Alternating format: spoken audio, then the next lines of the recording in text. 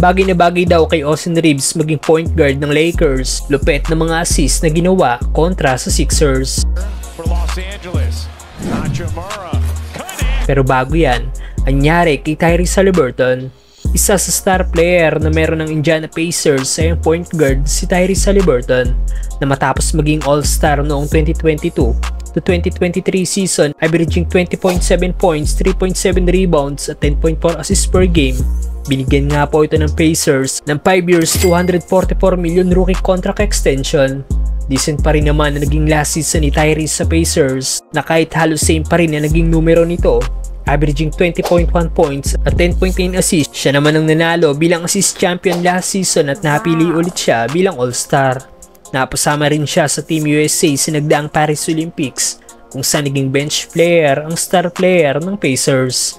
At ngayong season hindi maganda ang simula ni Tyrese Haliburton dahil sa first 9 games ng Pacers nag-average lang ito ng 14.7 points, 4.6 rebounds at 7.7 assists per game. Bagsak din ang shooting niya na 38% sa field at 25% lang siya sa 3-point area. Ito na ang lowest shooting average ni Tyrese sa kanyang NBA career.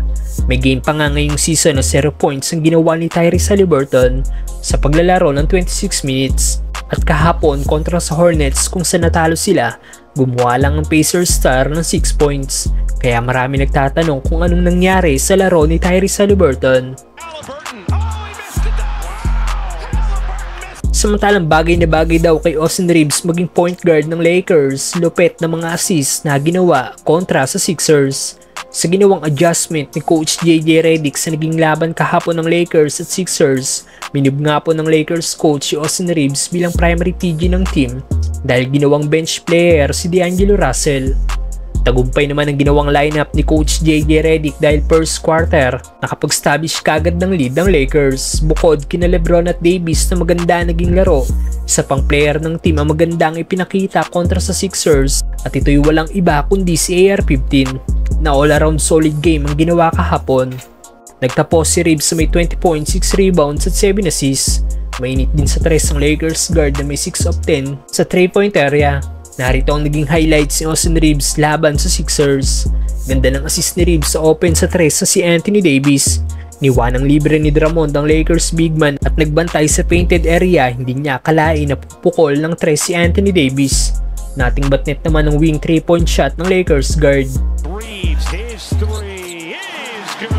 Grabe naman ang ginawang assist ni AR-15 kay Rui Hachimura na tumira ng isang corner 3-point shot. Walang nagawa ang depensa ng Sixers matapos daanan lang sila ni Austin Reeves na gumawa ng layup. Kahit nadali niya sa mukha, pasok pa rin ang 3-point shot ng Lakers guard.